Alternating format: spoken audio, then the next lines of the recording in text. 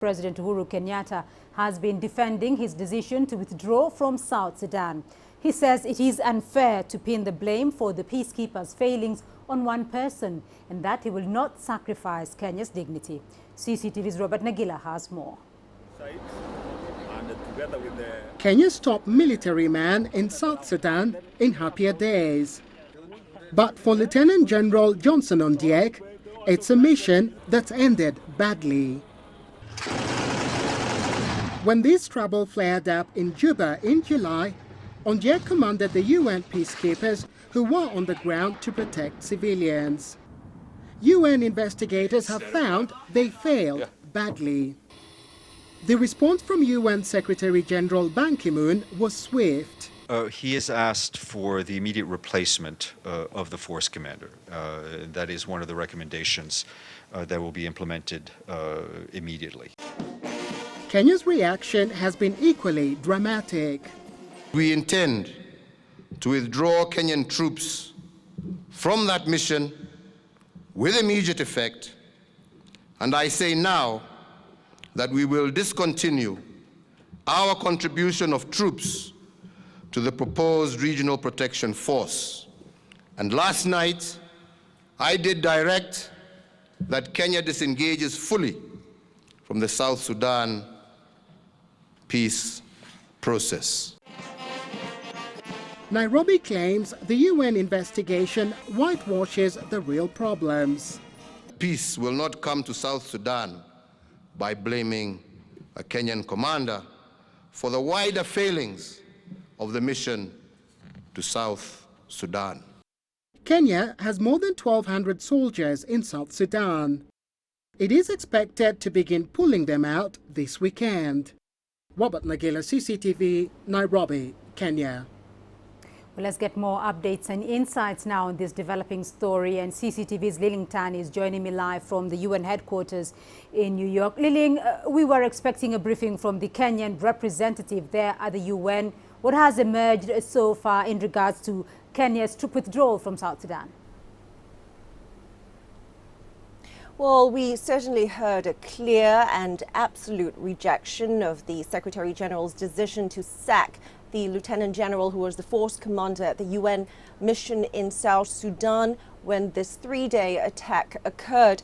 Now, a lot of this is a result of this investigation. At the center of this is that investigation that found a wide range of failures that occurred down the line of command during this attack, in which UN personnel had reportedly ignored calls for help, some even abandoning their post.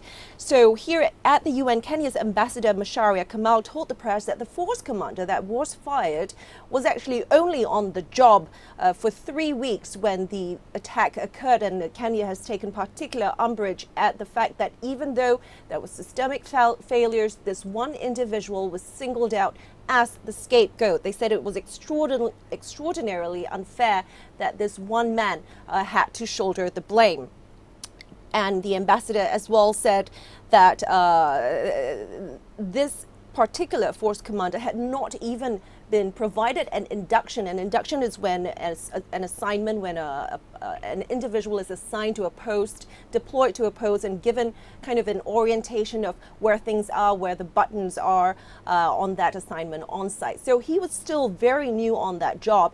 And really, Kenya is quite baffled why he was to blame for all of this.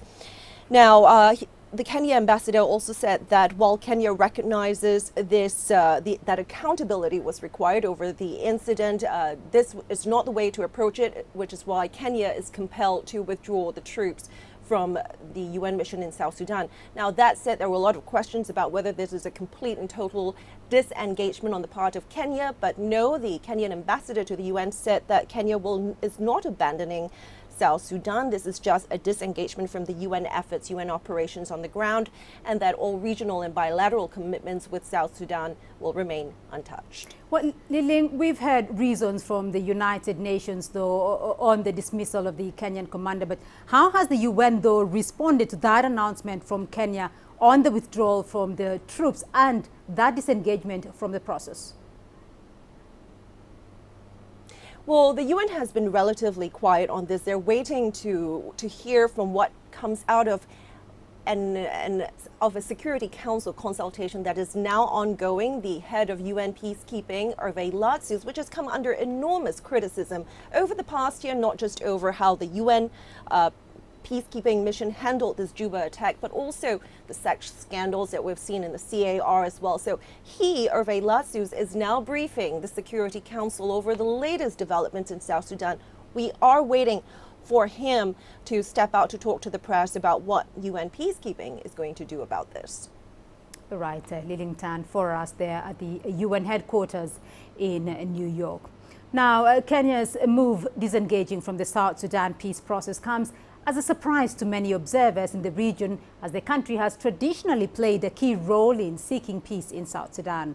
Now, Kenya's role dates back to well before South Sudan's independence, as it played host to many South Sudanese independence movement leaders, including South Sudan's founding father, the late Dr. John Garang de Mabior. In 2002, Kenya hosted the talks in the eastern town of Machakos, which led to a ceasefire agreement between Sudan's government and the South Sudanese Freedom Movement, the SPLA. It is in subsequent talks in Kenya's Naivasha town between 2003 and 2004 that a comprehensive peace agreement was negotiated between Khartoum and the SPLM. That CPA, which allowed the South to form a semi-autonomous government, was based in Juba, was signed in Nairobi in January 2005. Kenya was one of the international guarantors of that agreement, which also led to South Sudan's independence in 2011. Well, when a civil war broke out 2 years after independence in 2013, Kenya was once again among the key players under the regional grouping IGAD, who negotiated the peace agreement signed by President Salva Kiir and former Vice President Riek Machar in 2015. Now, President Uhuru Kenyatta has until now continued to serve as a rapporteur to IGAD's initiative seeking lasting peace in South Sudan. Well, let's discuss this further now with John Gashie, who is a specialist and analyst on South Sudanese affairs. John, thank you for joining us on Africa Live. Now, given Kenya's role in the peace process in South Sudan and given Kenya's previous role in that peace process prior to independence in 2011, do you think this pullout of its troops from South Sudan was a warranted move? Thank you, Beatrice. There are two, or to my mind, there are about 2 or 3 issues that come to mind. The first one is that the Kenyan position is that perhaps it has come to an end. The dilly-dallying, all the diplomatic dance that has been going on as to how to deal with the issue of South Sudan in terms of the mandate, in terms of the political process, and in terms of the international community's commitment to South Sudan. So this perhaps in a way perhaps provides an opportunity for a complete review of what the international's engagement in the South Sudan peace process ought to be. Now, this move by Kenya perhaps then allows for a reflection, to look at the peace architecture, to look at the peacekeeping operation architecture. Will it be a peacekeeping operation or will it be a peace enforcement? So in this regard, this in a way perhaps is what you would say perhaps a godsend. Perhaps a godsend, but South Sudan itself is not yet that stable, though, I mean, having come out of the recent war in 2013. So what impact will this withdrawal of the Kenyan troops have on security in South Sudan and on the peace process itself? Oh, that's a very good question. Now, the implications are immediate. That this perhaps, in my view, is one of the very rare moments when a country contributing contingents to a UN peacekeeping mission is then unilaterally saying we've had enough and we've been badly treated and that we will not have our troops perhaps then engage in this peace process until certain basic things are addressed. So it's quite dramatic in that effect. But from a security point of view, then it opens an entirely new ball game.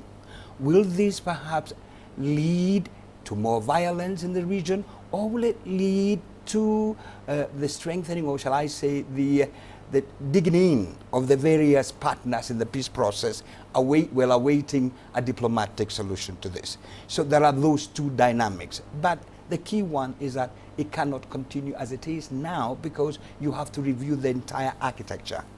That must happen now. Well, the United Nations, though, has said that it will respect Kenya's decision to withdraw its troops from South Sudan. But do you see perhaps behind-the-scenes diplomatic efforts, though, to try and bring Kenya back to the fold? I mean, Kenya has been a key player throughout and is a key neighbor of South Sudan. I would like to imagine that as we are talking right now, the phones are being worked just right across the region. And I would like to imagine that a lot of people are hoping that there could be a middle ground in which that will assuage Kenya's feeling of being badly treated. And it was indeed a bad show that you fired a force commander without having even made reference to the nominating country. You just don't do that. So indeed, you're raising the issue of what happens at the UN, what we call Department of Peacekeeping Operation, DPKO. Now, who really owns the ball? And I think it's a question of passing the blame. And I would like to imagine that there are a lot of efforts being made to try and smoothen, because it is in both the UN, Kenya, and the region that this does not escalate and get out of control. All right, John Gashia, thank you very much for your insights, and we'll leave it there for the moment.